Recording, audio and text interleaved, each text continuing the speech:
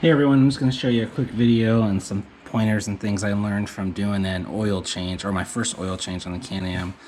Right now what I'm looking at is not the engine oil, but let me see if I can get you in here. This little plug right here where my socket is, you can see it right in there. That is the gearbox oil. That is not the engine oil. That was my first mistake. I accidentally drained the gearbox oil instead of the engine oil. So I'm just going in to make sure my gearbox oil is at the correct level after I filled that back up. My big hands make this a little hard to get in here. Let's see. So we are right at the bottom of that. So I'm actually going to add a little bit just to be on the safe side. So if you can see that, this is the gearbox oil that they recommend. We're going to take this guy out. I'm going to just set him over there. Gonna get my handy dandy little funnel. It actually just rests in there pretty good. And I love these squirt bottles because I can just go like that and squirt a little bit out. You can see that. I'm not gonna put a whole lot in there. That should be good. Pull that guy out. This stuff, you know you got the right oil because this stuff stinks really bad. And that was my first clue when I was doing the oil change the first time. I was draining the oil and it stank up a pretty bad storm. I just like to seed it once or twice and then pull it out to check the levels. Okay. So let's take a look. Okay, that's better. Okay. So I'm gonna screw that back in. Okay. They say 22 pounds, but I think, don't quote me on that, but I just tighten it by hand. It's plastic, so I don't think you want to over torque it.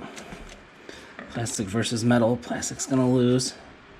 So there we go. Okay. Let's check the actual engine oil now, which is this guy.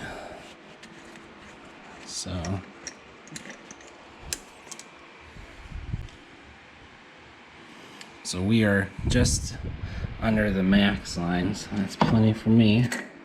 Okay. So I'm going to show you the mistake I made, and hopefully you don't make it as well. So I'm at the back of the Can-am right now, and if I look underneath here, you'll see one hole right in the middle of the back skid plate. Got some oil still.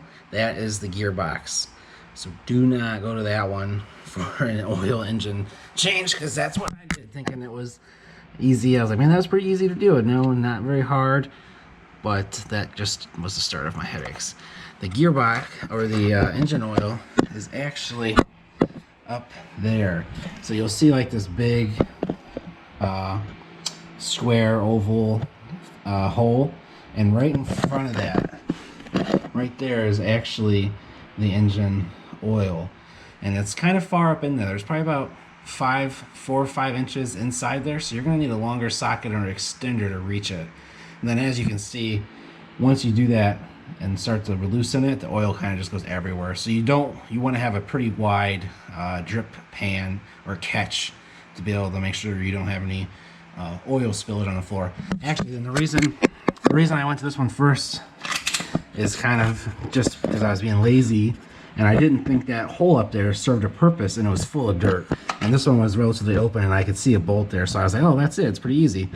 But actually, I had to dig out maybe 4 inches of mud to be able to access that up there. So lesson learned. You know, now I know how to do a gearbox change, and I know how to do an oil change. So this is the oil that I use, the Can-am XPS SAE 5W40. It is what is recommended from the service manual. I like that they come in the convenient 1 quart size. It's easy for pouring. So all you do is you just take that gray cap out right there. Put a light on. You just take that gray cap out like I did earlier in the video. Let me get this light to stay somewhere here. So you just take that gray cap out, and if I don't know if there's an easier funnel, this is kind of the only one we had in the garage. Just get a good sized funnel, kind of wedge it in there at an angle like this, and then you can slowly pour in your oil.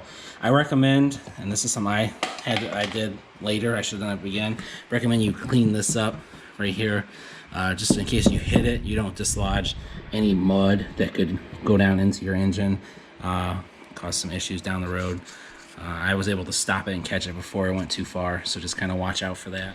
That was it. I managed to complete my first oil change and accidentally do my first gearbox oil change. You know, now the only thing left to change is the front and rear differential, but I don't have to do that for a while.